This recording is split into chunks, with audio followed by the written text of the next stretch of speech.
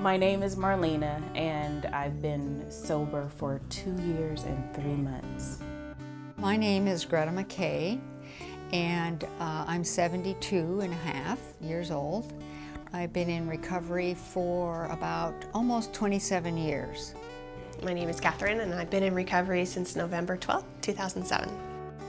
This process of recovery, it freed me. It freed me to find out who my real self was. It enabled me to have feelings and accept myself. It enabled me to be there now for my children and to be there for my grandchildren. I have 5 grandchildren. And you know, we just have a great time. We're awesome. I'd spent 35 years avoiding getting to know me, you know, for whatever reasons. So life today is like a whole new breath, period. It's just different. Everything is different. My life is so different, and it's what I thought it could be instead of thinking that it's never going to be. Hey, honey. Yes? What time are I always dreamt of the Cinderella story of, you know, Cinderella and Prince Charming, and, you know, this perfect world and how you're supposed to be treated and loved, and I have that now. And I never thought, 1, I deserved it, and 2, that it was real. you? Just bring it back.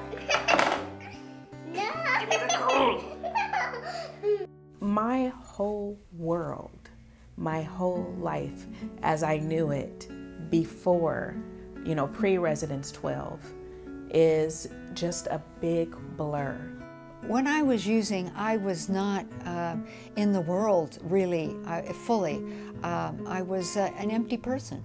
I was definitely missing something. I was missing just something inside me. And I know that when I was drinking, I didn't feel that anymore. My day would start with me thinking about drinking, and it was like I was a ticking time bomb waiting for 5 o'clock so that I could go and drink, and it was just a vicious cycle. I think I probably drank 1/3 to 1/2 of 1/5 of hard liquor a night. And I ended up getting a DUI in 05. And then I got another one in 06. So this is a year of just binging it left and right. I'd come home from work, I'd have my 4 or 5 Crystal Light martinis, and then I'd wake up the next morning having had a blackout, or I'd wake up early in the morning sprawled out on the bathroom floor, you know, because I got sick. I remember one night that I remember my second son said to me, Mom, I was at the door and I was telling him, you know, be sure to be home by midnight. And he was in high school at that time. And he was using too, but I didn't know it. But anyhow, he just turned to me, he says, Mom, have another drink.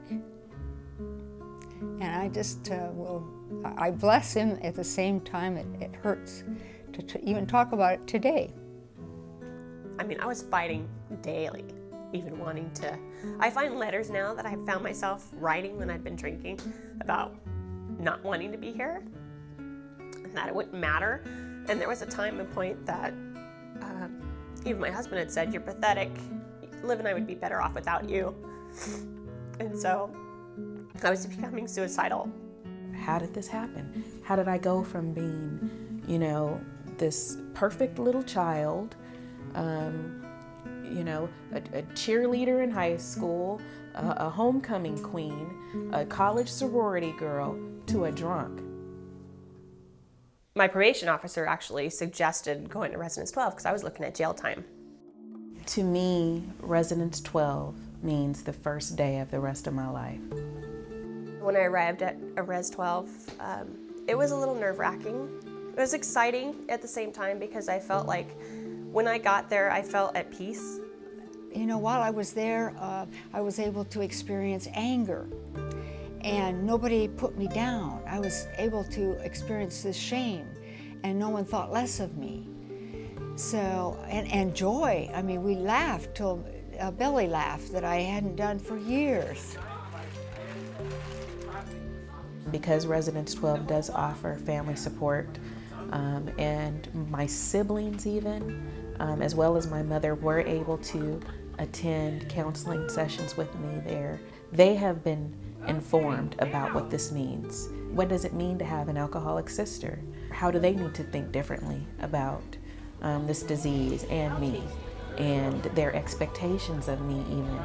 And that support has been a blessing. You know, I just can't,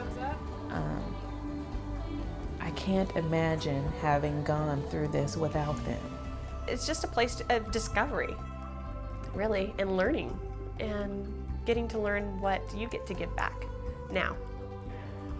So I'm coaching gymnastics one night a week for girls that are just learning gymnastics, and get to play with them and kind of watch them aspire to be what they want to be.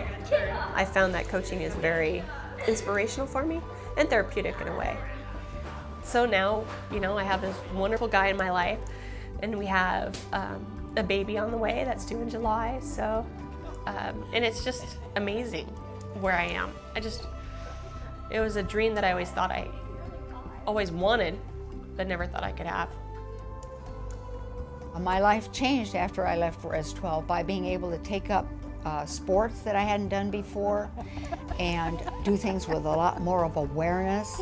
I was able to pursue my master's degree in counseling and go to work at a hospital where I was able to share with persons who had the same disease as me and share my experience, strength, and hope with them. You know, today I'm happy, and and I feel fulfilled. I've had a wonderful life. The suffering alcoholic or addict is that person you pass on the street. It's the person that is working the cash register at the grocery store, or the mom of your child's friend on the soccer team.